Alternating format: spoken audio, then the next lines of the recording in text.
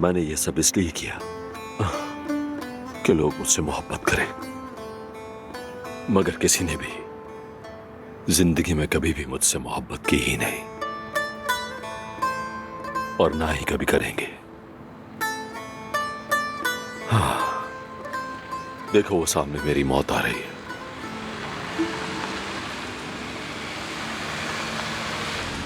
मेरे बाद तुम इस खानदान के सरबराह हो। अपने बहन भाइयों और मां का ख्याल रखना, ठीक है? चलो अच्छा, अल्लाह तुम्हारी हिफाजत करे।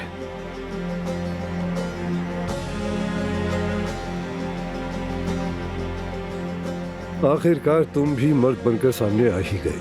हम तुम्हें भी वहीं पर भेजेंगे जहां तुम्हें जाना चाहिए था, तुम्हारी असल जगह पर।